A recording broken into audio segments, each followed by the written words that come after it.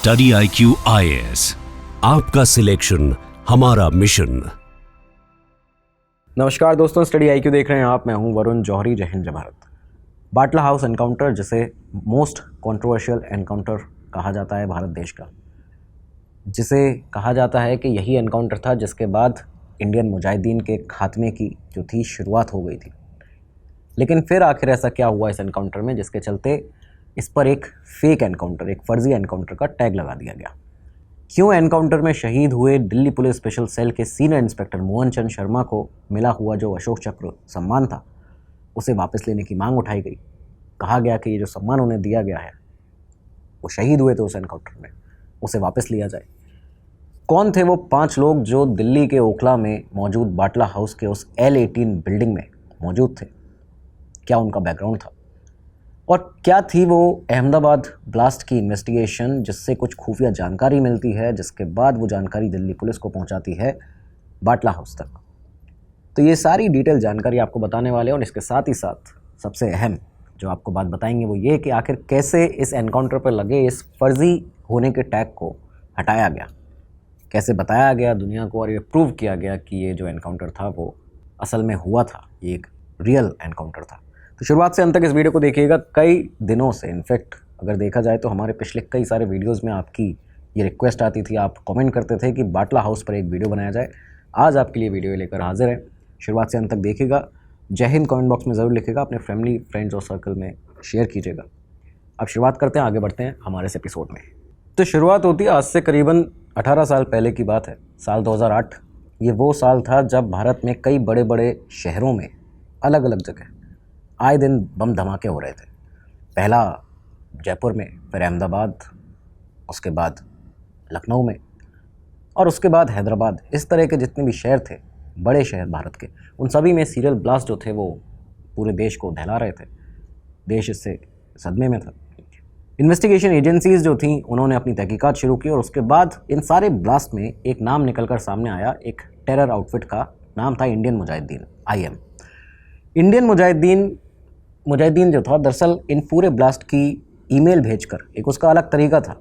एक ब्लास्ट होता था, उसके एक दिन बाद उस शाम ईमेल अचानक आता था किसी डिपार्टमेंट के पास, एजेंसीज़ के पास, और उसके बाद वो क्लेम करता था कि ये जो ब्लास्ट है वो इंडियन मुजाहिदीन ने कराया है। तो इस इंडियन मुजाहिदीन के बारे में एजेंसीज़ ने तहकीकात करनी शुरू की तो पता चला कि ये एक ऐसा टेरर आउटफिट है जिसमें एक ऐसा ग्रुप है जो कि भारत से ही ऑपरेट करता है। बैकएंड पर इसको जो सपोर्ट है वो पाकिस्तान के लश्कर तैयबा से लगातार मिल रहा है। और इसमें कई सारे ऐसे जो मुस्लिम यूथ है उनका एक पूरा मॉड्यूल है जिसको लेकर ये बनाया गया है। जो मेंबर्स हैं इसके अंदर वो लगातार जो इकट्ठे हो रहे हैं, जमा हो रहे हैं, जुड़ते जा रहे हैं इंडियन मुजाहिदीन के साथ। वो उत्तर प्रदेश के आजमगढ़ से आते हैं, महाराष्ट्र से आते हैं, कर्नाटका से हैं, गुजरात से हैं और कुछ देश के अलग अलग राज्यों से भी आते हैं। तो ये सारी चीज़ें चलती हैं। खैर, छानबीन आगे चलती है इन सारे ब्लास्ट की।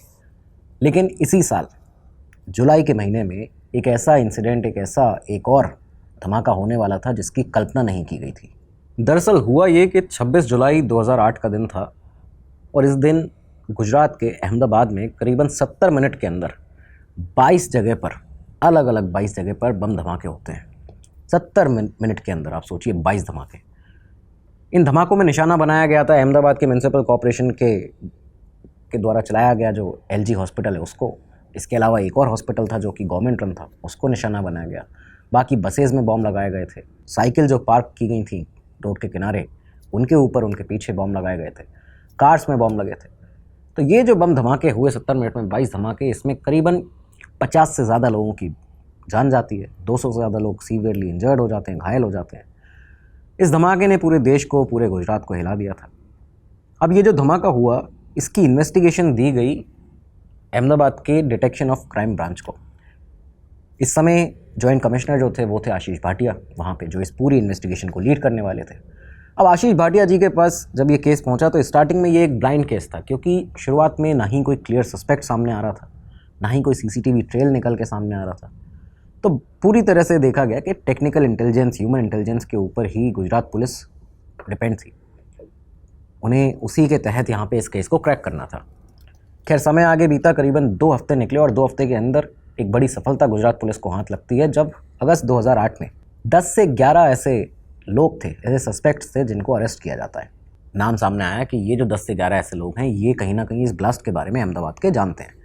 अब इनकी इंटरोगेशन हुई, कड़क पूछताछ की गई पुलिस के द्वारा, तो इन 11 के 11 ने एक नाम लिया और ये नाम बताया गया इनके द्वारा कि यही वो शख्स है जो कि मास्टरमाइंड है।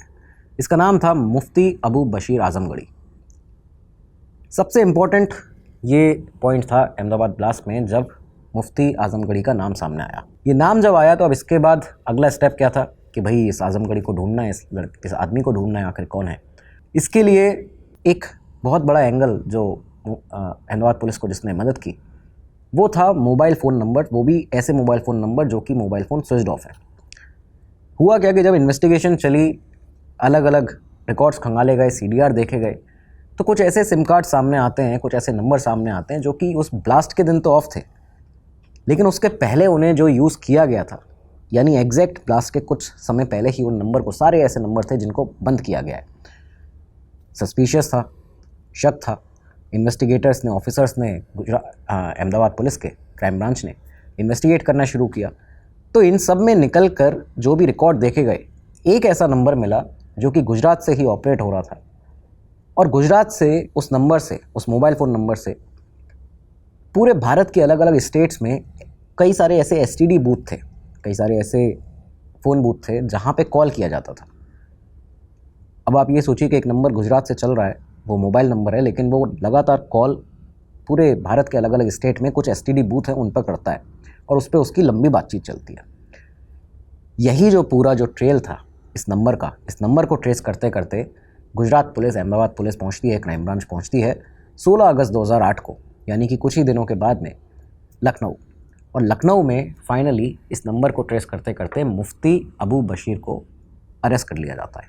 अब अबू बशीर जो था वो गुजरात पुलिस की गिरफ्त में था, उसकी इंटरोगेशन की बारी थी।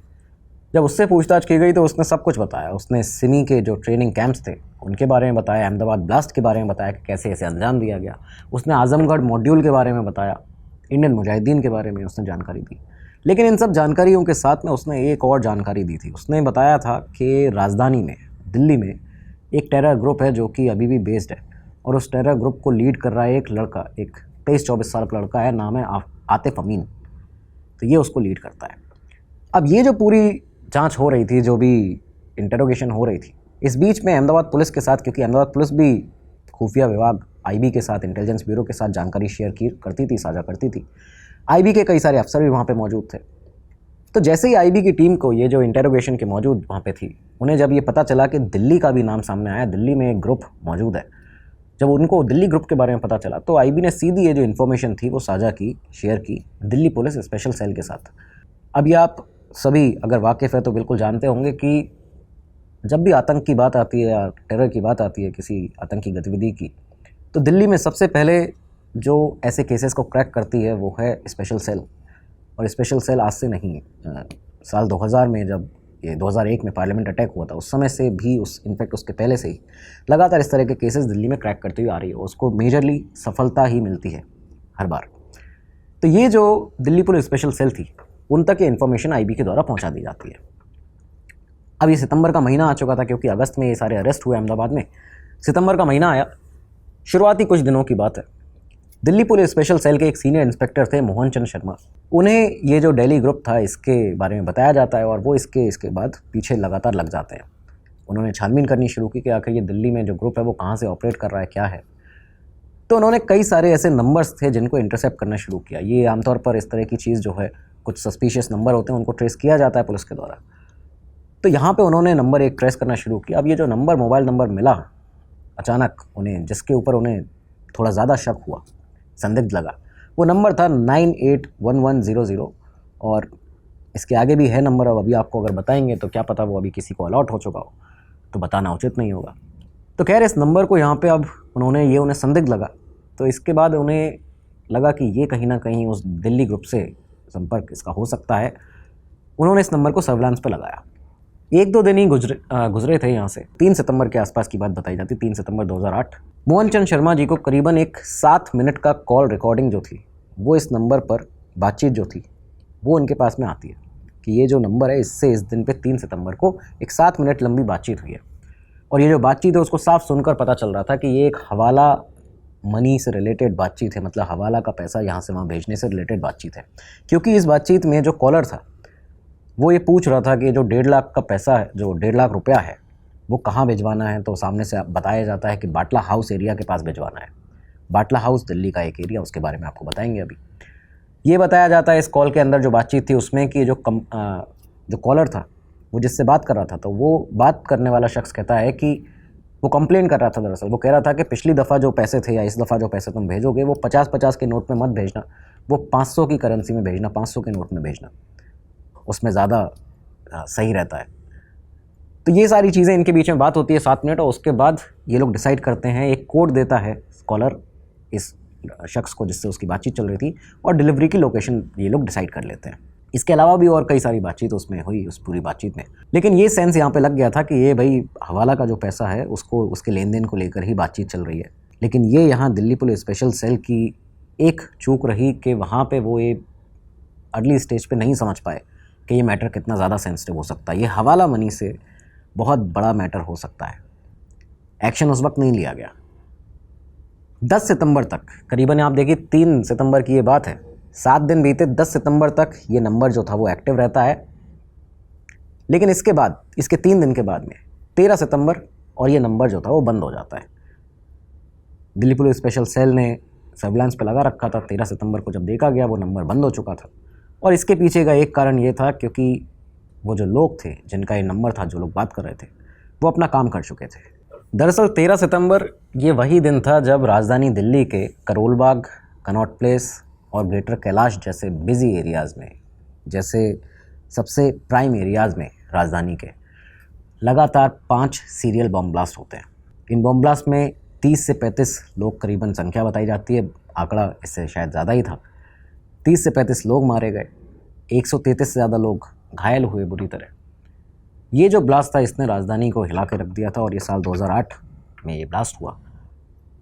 जैसे ही ये ब्लास्ट होता है तो क्योंकि दिल्ली पुलिस स्पेशल सेल पहले से ही कुछ नंबर्स थे जिनको संदिग्ध थे, इंटेल पहले ही आ चुकी थी आईबी की तरफ से, तो यहाँ पे ब्लास्ट के बाद ही दिल्ली पुलिस स्पेशल सेल जो थी वो एक बार फिर से इस कॉल को एनालाइज करना शुरू करती है, जो 7 मिनट की कॉल रिकॉर्डिंग उनके पास में थी। और उस रिकॉर्डिंग में जब उन्होंने ध्यान से सुना है इस बार, क्योंकि अब ये ब्लास्ट हो चुका है, तो उन्हें समझ में आया कि आखिर ये जो 2 लोग थे, जो इसमें एक कॉलर है और एक सुनने वाला है, आखिर ये बातचीत क्या कर रहे हैं। इसमें सामने आया था कि जो यहाँ दिल्ली में बाटला हाउस में जिसने पेमेंट लेने के लिए, पैसा लेने के लिए कहा था, उस शख्स का नाम है आतिफ अमीन। ये वो लड़का है जो कि अपने एसोसिएट मोहम्मद शकील से बातचीत कर रहा है, जो कि कॉलर है। और उसके बाद ये लोग डिसाइड कर रहे हैं एक पार्किंग पोजीशन करोल बाग के गफ्फार मार्केट के आसपास, कि एक ऑटो होगा जिसको हम यहाँ पे पार्क करेंगे, तो कहाँ पार्क किया जाए। तो ये एक पार्किंग पोजीशन की बात कर रहे थे। इसमें साफ तौर पर ये किसी बॉम्ब या किसी ब्लास्ट की बात नहीं कर रहे थे। लेकिन जब ब्लास्ट के बाद एनालाइज किया गया तो ये वो एग्जैक्ट लोकेशन थी जहाँ पे एक ऑटो के अंदर बॉम्ब ब्लास्ट किया गया था। गफ्फार मार्केट के बारे में वहाँ पे बात हो रही थी। इसके अलावा आतिफ अमीन ने इस शख्स को एक और चीज़ कही थी कि एक बैग साथ में अपने रखना, उसमें एक विस्की की बोतल जो है वो भी साथ में रखना। तो ये सब चीज़ें यहाँ पे रिकॉर्ड हुई थी उस कन्वर्सेशन में। खैर, इस पूरी कॉल रिकॉर्डिंग को सुनने के बाद अब जो ऑफिसर्स थे उन्होंने सर्विलांस करना इस नंबर का प्रॉपर बाकायदा शुरू किया। अपने जो ग्राउंड पर सोर्सेज थे उनको लगाया, ह्यूमन इंटेलिजेंस का काम किया, उससे काम लिया। तो यहाँ पे उन्होंने इसको ट्रैक किया, इस नंबर की लोकेशन को, दिल्ली के ओखला के जामिया नगर के आसपास। और जामिया नगर में भी एक बाटला हाउस में एक बिल्डिंग है, वहाँ का ये नंबर बताया जा रहा था। अब दिल्ली पुलिस स्पेशल सेल की टीम अपने सोर्सेज को यहाँ पे बाटला हाउस में लगा देती है, ओखला में भेज देती है। ये लोग अपनी रेकी करना, छानबीन करना शुरू करते हैं। लेकिन ये जो एरिया था इसके बारे में जानिए। दरअसल जामिया नगर साउथ दिल्ली का एक डेंसली, एक लार्जली मुस्लिम पॉपुलेटेड एक लोकेलिटी, जहाँ पे छोटे अलग अलग कई सारे फ्लैट्स बने हैं, कोचिंग सेंटर्स हैं, हॉस्टल्स हैं। क्यों? क्योंकि जामिया यूनिवर्सिटी जो है वो भी यहीं इसी इलाके में है। बाटला हाउस जो है वो यहीं एक बहुत ही नामी अपार्टमेंट एरिया है। इस जगह पर कई सारी यहाँ पे बिल्डिंग बनी हुई हैं, ज़्यादातर किराए पर है। और यही वो समय है जब 2008 के आसपास में एक दफ़ा दिल्ली पुलिस के पास पहले भी इंटेल आई थी कि बाटला हाउस में कुछ संदिग्ध एक्टिविटी जो है वो चल रही है। तो ये वो पूरा ओवरऑल एरिया है कि बाटला हाउस जो है वो एक एरिया, उसके अंदर कई सारी बिल्डिंग्स बनी है। करीबन 1 महीने पहले इसी बाटला हाउस में बिल्डिंग नंबर L18 में, L18 के सेकंड फ्लोर पर फ्लैट नंबर 108, इस 108 फ्लैट नंबर को कुछ लड़के आते हैं और किराए से लेते हैं। 1 महीने पहले, करीबन अगस्त में, आप देखिए कि मिड अगस्त में इन्होंने इसको किराए पे लिया था। ये जो सारे लड़के थे जो यहाँ पे आए थे इस फ्लैट में 108 में, इन्होंने आजमगढ़ से अपना ताल्लुक़ बताया था, आजमगढ़ के रहने वाले थे। आसपास के लोग कहते हैं कि कभी किसी से ज़्यादा इन्होंने बातचीत नहीं की, अपने काम से काम रखते थे, इस तरह के लोग थे। इन लड़कों में जो एक सबसे जो मेन था, उसका नाम था मोहम्मद आतिफ अमीन। लगभग 24 साल की उम्र, आजमगढ़ से आने वाला एक लड़का, जामिया यूनिवर्सिटी से मास्टर की डिग्री कर रहा था, वो भी ह्यूमन राइट्स में। दिल्ली में पिछले 2 साल से रह रहा था अलग अलग जगह पर, लेकिन इसके बाद आके इसने यहाँ जामिया नगर में इस बिल्डिंग को चुना था। मास्टर्स करना ह्यूमन राइट्स में, ये सब दरअसल एक कवर था, ये पूरी दुनिया के लिए एक कवर था। असलियत में ये वो आतंकी था जिसने कुछ दिन पहले ही दिल्ली को दहलाया था, ये वो आतिफ अमीन था। तो खैर, दिल्ली पुलिस स्पेशल सेल जो थी, उनका टारगेट जो था एक तरह से सेट हो चुका था, क्योंकि उन्हें ये पता था कि इस जो शख्स है उसका नाम आतिफ अमीन है, वो बाटला हाउस के एक बिल्डिंग में रहता है, L18 में रहता है। और ये जो L18 था, इसके बारे में भी कुछ दिनों के बाद ही, इनफैक्ट दिल्ली ब्लास्ट के 1 हफ्ते के अंदर ही दिल्ली पुलिस स्पेशल सेल को पता चल चुका था कि 18 सितंबर के आसपास ही, उस रात ही ये पता चल चुका था। स्पेसिफिक एक इंटेल मिली थी, एक टिप ऑफ मिला था कि भाई ये जो दिल्ली ब्लास्ट से जुड़ा हुआ आतिफ अमीन है, वो बाटला हाउस के L18 के फ्लैट नंबर 108 में रह रहा है, वो वहाँ पे छुपा हुआ है। ये जो पूरी खबर थी 1 हफ्ते के अंदर दिल्ली पुलिस स्पेशल सेल ने जुटाई, और इसके बाद में DCP ACP लेवल पर मीटिंग की जाती हैं उसी रात को, यानी 18 सितंबर की रात को मीटिंग्स की गई और एक डिसीजन लिया गया कि एक रेड की जाएगी, वो भी कल अर्ली मॉर्निंग, कल बहुत ही जल्दी सुबह इनफैक्ट एक रेड जो है उसको प्लान किया जाएगा। इस रेड के लिए एक टीम बनाई गई, एक बहुत ही छोटी टीम बनाई गई थी, 7 लोग थे उसमें, 7 दिल्ली पुलिस के स्पेशल सेल के ऑफिसर्स थे। लीड रोल में जो थे, जो सामने लीड करेंगे इस पूरे ऑपरेशन को, वो थे inspector Mohan Chand Sharma ji, head constable Balwant Singh थे, SI रविंद्र त्यागी थे, इनके अलावा धर्मेंद्र कुमार थे और बाकी अन्य लोग इसमें शामिल थे। इस पूरे ऑपरेशन को, ये जो होने वाला था अब अगले दिन सुबह बाटला हाउस में, इसको जो सुपरवाइज़ कर रहे थे, जो इसको एक तरह से आप कहें कि बैठकर उसको सुपरवाइज़ करना, देखना उस पूरे ऑपरेशन को, वो थे ACP संजीव कुमार यादव, एक और बहुत बड़े सीनियर ऑफिसर दिल्ली पुलिस के। तो अब ये ऑपरेशन जो था, फाइनली अगला दिन आता है सुबह, और सुबह ऑपरेशन शुरू होता है। दिन था 19 सितंबर 2008। सुबह के करीबन 10 बजे ये जो 7 लोगों की टीम थी वो बाटला हाउस पहुंचती है। ओखला बाटला हाउस जामिया नगर में पहुंचना होता है। यहाँ ये जो ऑफिसर्स पहुंचे थे 7 के साथ, ये क्योंकि सीक्रेट ऑपरेशन था तो सिविल ड्रेस में पहुंचते हैं। वहाँ पे कैजुअल कपड़े पहने हुए थे, बिल्कुल भी ऐसा लग रहा था कि जो आम जनता है वहाँ की आसपास की, या फिर कोई पर्यटक है, कोई टूरिस्ट है, सिविलियन है, तो उसी तरह से यहाँ पे ये जो टीम थी वो पहुँचती है। अब क्योंकि ये ऑपरेशन जो था वो एक सर्च ऑपरेशन की तरह तौर पर इसको रखा गया था, एक रेड करनी थी, एक सर्च ऑपरेशन रखना था, तो किसी ने भी बुलेट प्रूफ जैकेट जो थी वो नहीं पहनी थी। ये भी यहाँ पे सामने आता है। तो तकरीबन 10 बजे के आसपास जो पुलिस की टीम थी वो यहाँ पे पहुँचती है, और उसके बाद ऑपरेशन को 10:15 और 10:30 के बीच में शुरू कर दिया जाता है। शुरू कैसे किया गया कि इस बिल्डिंग में, जो L18 बिल्डिंग थी, सबसे पहले SI धर्मेंद्र कुमार जो थे, उन्होंने अपने जो शर्ट पहनी थी, एक फॉर्मल गेटअप में थे वो, उन्होंने उस शर्ट के ऊपर टाई लगाई, और टाई लगा के वो एक वोडाफोन के रिप्रेजेंटेटिव बन के सीढ़ियाँ ऊपर चढ़ते हैं। L18 बिल्डिंग में ऊपर चढ़े, सेकंड फ्लोर का फ्लैट था 108। यहाँ जब पहुँचे हैं तो उन्होंने गेट को नॉक किया।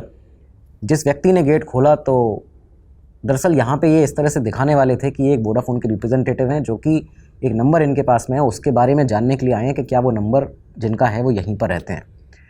तो इस तरह की एक पूरी प्लानिंग थी, एक सीक्रेट ऑप था। तो यहाँ पे फ्लैट 108 की जब बेल बजाई गई, गेट खोलने वाले शख्स से कहा गया कि ये मैं एक वोडाफोन का रिप्रेजेंटेटिव हूँ और यहाँ पे ये जो नंबर है, क्या वो शख्स यहीं रहते हैं। जैसे ही उससे एक कंसेंट मिला, जैसे ही उससे हामी मिली कि हाँ ये नंबर तो हमारा ही है, तुरंत यहाँ पे जो कांस्टेबल थे धर्मेंद्र कुमार, वो नीचे इंस्पेक्टर मोहन चंद शर्मा को इन्फॉर्म करते हैं और कहते हैं कि yes sir, clients are there, जो क्लाइंट्स हैं वो यहीं पे हैं। इसी के साथ मोहन चंद शर्मा की जो टीम थी पूरी ऊपर बढ़ना शुरू होती है, क्योंकि इसके पहले जितने भी लोग थे उन लोगों ने एग्ज़िट गेट्स को बंद कर रखा था, सिर्फ जो धर्मेंद्र कुमार थे वही ऊपर गए थे। यहाँ जैसे इस बार मोहन चंद शर्मा जी अपनी टीम के साथ ऊपर पहुँचते हैं, क्योंकि वो लीड कर रहे थे, वो सबसे आगे थे, टीम ने यहाँ पे नॉक किया एक बार फिर से उस दरवाजे पे, उस गेट पर, क्योंकि गेट तब तक बंद हो चुका था। इन्हें सिर्फ इतना ही पूछना था उन लोगों से। इस बार जो दरवाज़ा खुला तो सामने से तुरंत अंदर की साइड से, उस फ्लैट के अंदर से एक्सट्रीम फायरिंग जो थी वो शुरू हो जाती है। इंस्पेक्टर शर्मा सबसे आगे थे। पहले ही उस फायरिंग बस्ट में उन्हें 3 गोलियां लगी, एक पेट पे, एक जांघ में और एक उनके दाहिने हाथ पे, उनके राइट आर्म में एक गोली लगी थी। 3 गोलियां लगती हैं। इनके अलावा जो हेड कांस्टेबल बलवंत सिंह थे उनको भी गोली लगी। फायरिंग जो थी वो अंदर से 1-2 नहीं, यहाँ पे सिर्फ वो आतिफ अमीन नहीं था, उसके साथ में 4 और लोग थे, यानी कुल मिला के 5 लोग थे। 5 ऐसे इंडियन मुजाहिदीन के मेंबर्स थे जो अंदर से अंधाधुंध लगातार फायरिंग कर रहे थे। पुलिस के ऊपर फायरिंग हुई, रिप्लाई में पुलिस ने भी फायरिंग की। 20 से ज़्यादा गोलियां पुलिस के द्वारा चलाई गई। लगभग 15 से 20 मिनट तक उस क्लोज क्वार्टर में जो गन बैटल था, एक तरह से आप कहेंगे कि एनकाउंटर था, वो चलता है।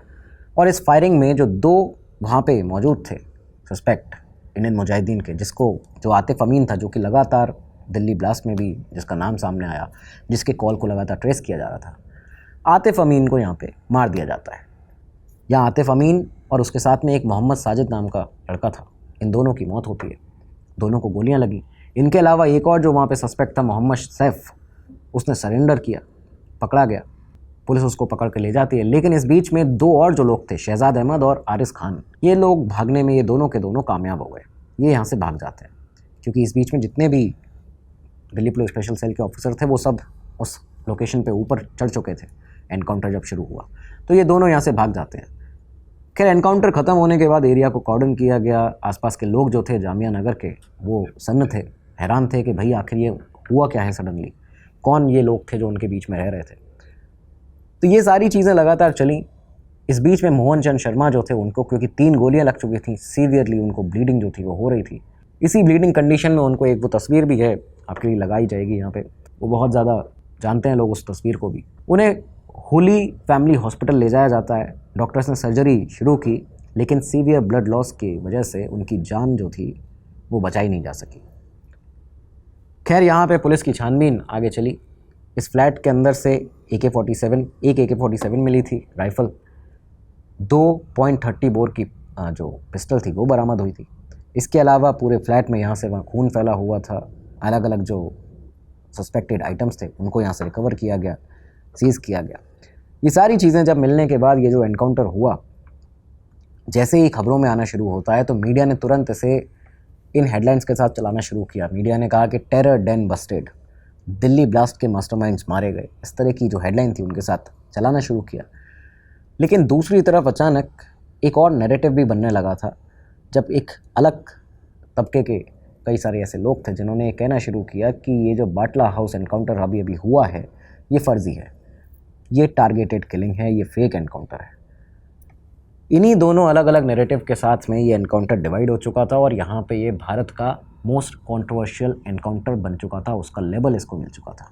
दरअसल इस एनकाउंटर के बाद जामिया यूनिवर्सिटी के, जो यूनिवर्सिटी वहाँ उस एरिया में है और बहुत प्रख्यात है, मतलब लोग जानते हैं उसको काफ़ी ज़्यादा, तो यहाँ पे जामिया की यूनिवर्सिटी के जो टीचर्स थे, कई सारे स्टूडेंट्स थे, वो एक साथ आते हैं। दिल्ली के जो सिविल राइट्स के ग्रुप्स थे उनके साथ में आते हैं और उसके बाद इन सब ने एक नैरेटिव बना दिया, एक सामने एक बात ला के रखी, अपना पक्ष उन्होंने रखा। उन्होंने कहा कि बाटला हाउस एनकाउंटर जो है वो एक फेक एनकाउंटर है, एक स्टेज किलिंग है, टारगेट किलिंग है एक तरह से। इस बीच में जामिया टीचर्स सॉलिडेरिटी एसोसिएशन वो सामने आती है, इनके साथ में कई स्टूडेंट ग्रुप्स जुड़ते हैं। आयशा जो है वो AISA इस समय पर बहुत ज़्यादा फेमस, आपने देखा होगा, एक उसकी नेत्री हैं जो बहुत ज़्यादा फेमस अभी हो रही हैं, सामने रील्स वगैरह में भी आप लोगों ने देखा होगा स्टूडेंट प्रोटेस्ट के दौरान में। तो खैर, ये जो आयशा है वो भी उस समय पर सामने आई और इन सब ने जो पीपल ट्रिब्यूनल और जन सुनवाई थी, इन सब को चलाना शुरू कर दिया। इन्होंने यहाँ पे क्या किया कि अलग अलग जगह जन सुनवाई की गई, ऑर्गेनाइज़ करी। बाटला हाउस एनकाउंटर जो हुआ उसको फर्जी ठहराते हुए ये सुनवाइयाँ की जा रही थी। यहाँ पे एरिया के जो रेसिडेंट थे, रहने वाले बाटला हाउस के आसपास, उनको बुलाया गया। जो भी इसमें मारे गए थे लोग, उनके घर वालों को बुलाया गया। कई सारे अलग अलग लोगों को यहाँ पे उनसे ऑब्जर्वेशन शेयर की गई और उनसे पूछा गया कि आखिर आप क्या क्या जानते हैं इस एनकाउंटर के बारे में। तो उन लोगों ने जो क्लेम किए उसके बेसिस पर, उसके आधार पर इस एनकाउंटर को फर्जी कहना शुरू किया गया। और पुख्ता तरीके से। ये कहा गया कि ये जो आतिफ था, आतिफ अमीन, उसकी बॉडी के बैक पर अनयूजुअल स्किन डैमेज था। साजिद जो था उसके सिर पे मल्टीपल शॉट्स थे, कई सारी गोलियां मारी गई हैं, इस तरह का लगता है। इसके अलावा इन लोगों ने कहा कि जो फ्लैट का जो जीने हैं, जो स्टेयरकेस है, जो दीवारें हैं, उन पर उतने ज़्यादा बुलेट मार्क्स नहीं हैं जितना एक इंटेंस क्रॉस फायर एनकाउंटर में होते हैं, कि दोनों तरफ से जब गोलियां चल रही हों तो दीवारों पे जितनी गोलियां लगती हैं, आसपास लगती हैं, उतने ज़्यादा मार्क्स नहीं मिले। फिर इन लोगों ने सवाल खड़े करने शुरू किए यहाँ से, इन सारी ऑर्गेनाइजेशंस ने मिलके, कि आखिर जो इंस्पेक्टर शर्मा थे, मोहन चंद शर्मा, वो बुलेट प्रूफ जैकेट क्यों नहीं पहने थे? आफ्ताब अमीन जो है, जो माफ़ कीजिएगा आतिफ अमीन जो है, उसे 12 बार गोलियां क्यों मारी गई? ये भी इनका एक दावा था। इन्होंने कहा कि इंस्पेक्टर शर्मा जो हैं, उन्हें गोली असल में मारी किसने है, ये कैसे प्रूव करोगे? और कई सारे एक्टिविस्ट तो ऐसे थे जिन्होंने ये कहा बाद में कि पुलिस ने इतना टाइटली एरिया को कॉर्डन किया था, इतना ज़्यादा उसको टाइट सिक्योरिटी रख रखी थी कि कोई भी एक इंडिपेंडेंट विटनेस ही नहीं है इस पूरे एनकाउंटर का। मतलब एक्चुअल में उस फ्लैट के अंदर क्या हुआ है, उस एनकाउंटर के पल में क्या हुआ है, ये कोई बता नहीं सकता है। फिर उन्होंने कहा कि एक और चीज़ कही कि बॉडीज़ जो थी उनको इतनी जल्दी दफना दिया गया कि किसी को कुछ देखने का मौका नहीं मिला, जबकि हालांकि जो तस्वीरें हैं वो बाकायदा अवेलेबल हैं, जो ली गई थी, दिखाया गया था इन लोगों के द्वारा कि इतने इतने बुलेट के मार्क्स हैं। तो ये सब फिर कहा गया कि मीडिया जो है, मीडिया के ऊपर भी आरोप लगाए गए, कहा कि मीडिया सिर्फ पुलिस का वर्जन दिखा रही है, उनका वर्जन पर पब्लिश कर रही है। तो ये सब कहते हुए इन्होंने डिमांड की एक एसआईटी, एक जुडिशियल प्रोब की एसआईटी इन्वेस्टिगेशन की। इन्होंने कहा कि एक स्पेशल इन्वेस्टिगेशन टीम बनाई जाए, बाकायदा इसकी जांच होनी चाहिए इस प्रॉपर बाटला हाउस एनकाउंटर की। अब ये तो इस तरह का एक पक्ष था कि चलिए जो जामिया यूनिवर्सिटी के टीचर्स थे, बाकी जो स्टूडेंट ऑर्गेनाइजेशंस थी उनके साथ में, क्योंकि वो लोग इसलिए भी साथ में आ गए थे क्योंकि ये जो लड़का था आतिफ अमीन, वो मास्टर्स की अपनी डिग्री कर रहा था यहाँ से ह्यूमन राइट्स में, जामिया से ही। तो ये सब एक साथ आ चुके थे।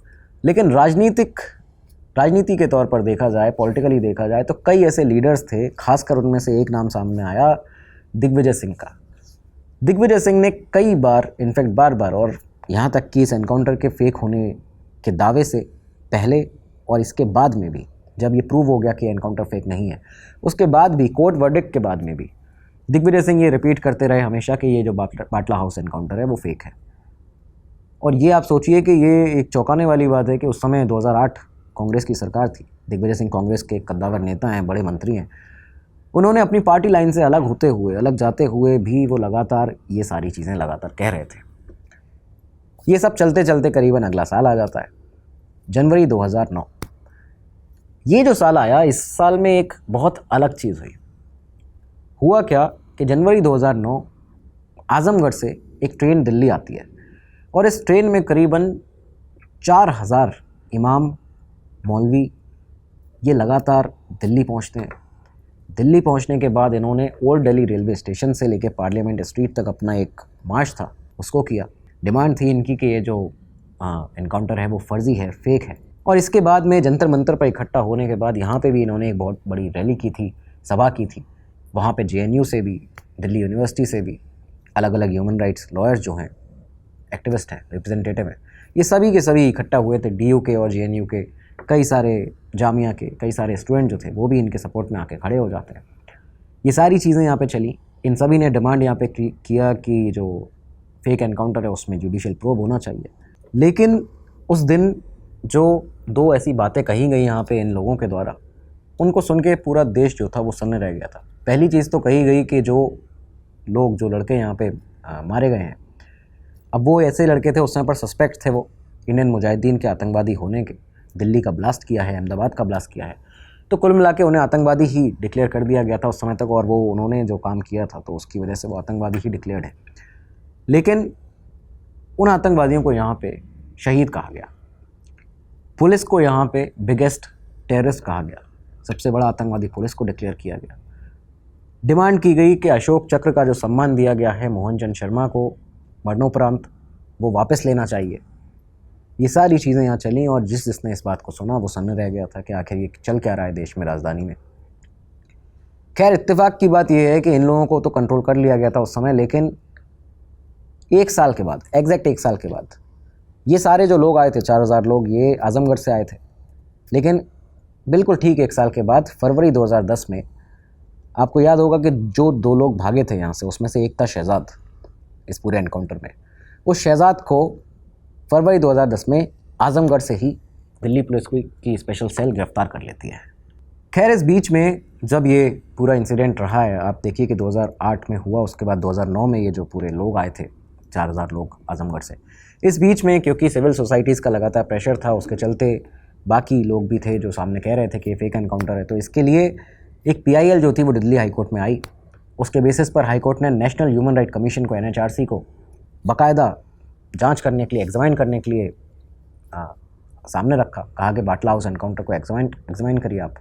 NHRC ने अपनी पूरी एक डिटेल एग्जामिनेशन रिपोर्ट सबमिट की, और ये तब सबमिट की गई थी NHRC के द्वारा बाकायदा पूरा समय लेने के बाद, जब उन्होंने फॉरेंसिक एविडेंस देखे, बैलिस्टिक एविडेंस देखे, मेडिकल एविडेंस देखे, पुलिस रिकॉर्ड्स का रिव्यू किया, उन सारी कॉल डिटेल जो रिकॉर्डिंग्स थी, कॉल रिकॉर्ड्स थे, उनको देखा। ये सारी चीज़ें देखने के बाद 21 जुलाई 2009 को अपनी डिटेल रिपोर्ट जो थी वो हाई कोर्ट में सबमिट कर दी थी NHRC ने, और कंक्लूज़न ये दिया था कि ये जो एनकाउंटर है वो जेन्युइन है, ये एनकाउंटर एक रियल एनकाउंटर था। पुलिस ने कोई भी ह्यूमन राइट्स जो हैं वो वायलेट नहीं किए हैं।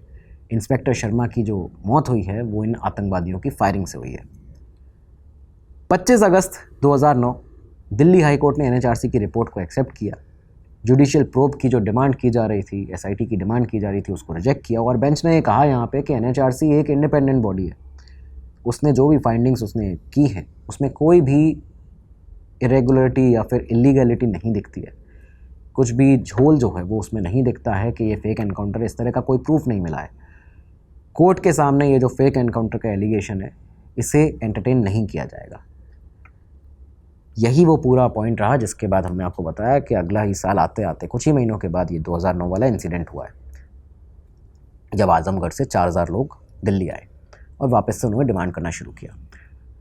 इस ऑर्डर के बाद बाटला हाउस एनकाउंटर को एक जेन्युइन टैग तो मिल चुका था, लेकिन हालांकि पॉलिटिकल डिबेट्स में आप आज भी देखते होंगे, जामिया आजमगढ़ जो भी एक्टिविस्ट सर्कल है उसमें आप आज भी सुनने को मिल जाता होगा कि बाटला हाउस को एक फेक एनकाउंटर बता दिया जाता है।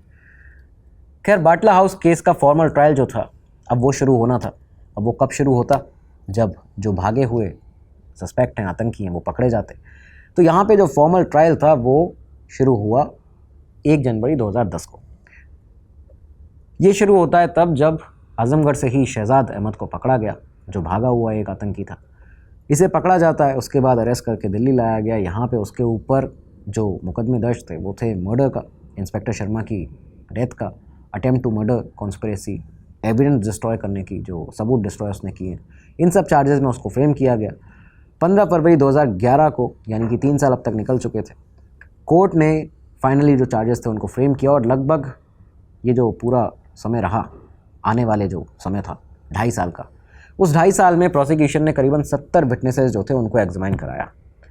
70 ऐसे सामने हमारे पास विटनेस थे जिनको एग्जामिन कराया गया, और फाइनली 2013 में 25 जुलाई को एडिशनल सेशंस जज जो थे राजेंद्र कुमार शास्त्री, उन्होंने जजमेंट अपना दिया और कहा कि कोर्ट ये मानता है कि शहजाद ने फ्लैट से फायरिंग की है, इंस्पेक्टर शर्मा की डेथ उसी फायरिंग से हुई है, और इस एनकाउंटर को फेक बोलने का डिफेंस के पास कोई भी क्रेडिबल एविडेंस नहीं है।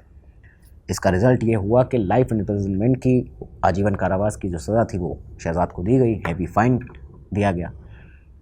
ये सब चीज़ें चलती रहीं, यहाँ से कुछ साल बीते। इस बीच में आपने देखा होगा कि इंडियन मुजाहिदीन का एक जो चीफ़ उस समय पर माना जाता था, क्योंकि उसके जो दोनों भाई थे वो तो चले गए थे पाकिस्तान,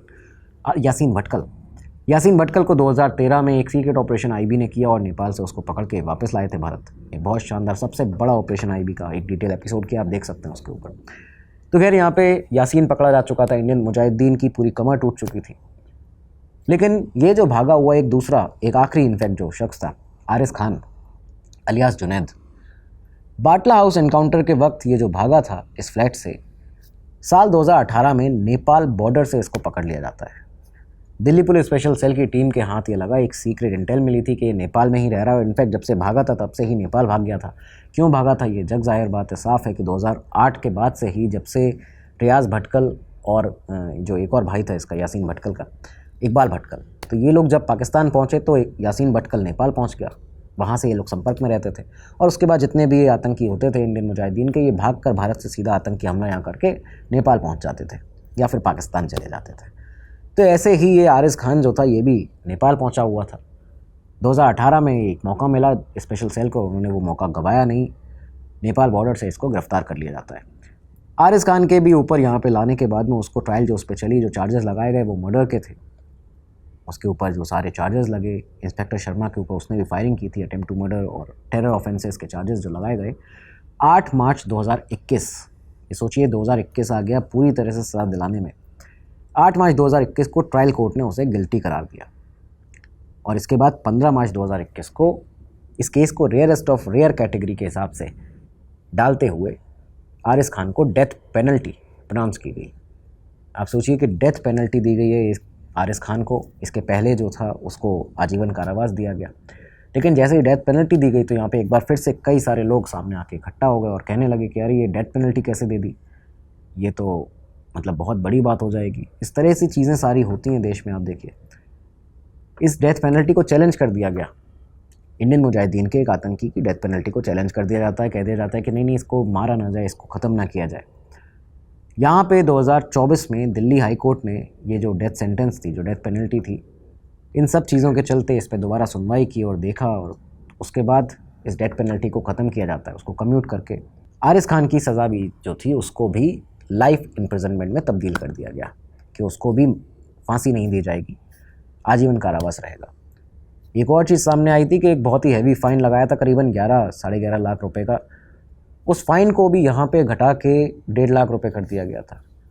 तो ये सब चीज़ें चलती रहीं। इनफैक्ट आज भी बाटला हाउस एनकाउंटर के बारे में जब भी बातचीत होती है, 2 अलग अलग पक्ष निकल के सामने आते हैं, अलग अलग लोग निकल के सामने आते हैं। ये सब चीज़ें हुई, लेकिन एक बात साफ थी कि बाटला हाउस एनकाउंटर ने इंडियन मुजाहिदीन के इस जो दिल्ली आजमगढ़ मॉड्यूल था इसकी कमर तोड़ दी थी, इसको बहुत बड़ा झटका दिया था।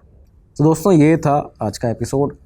आपकी राय क्या है इस एनकाउंटर के बारे में? आपने बहुत समय से ये बोला हुआ था इस पे वीडियो लाने का, तो आज आपके लेकर हाजिर थे वीडियो। कमेंट बॉक्स में जय हिंद ज़रूर लिखिएगा, अपनी राय ज़रूर बताइएगा। अब अगले एपिसोड में मिलेंगे, तब तक के लिए दीजिए इजाज़त। नमस्कार, धन्यवाद, जय हिंद, जय भारत।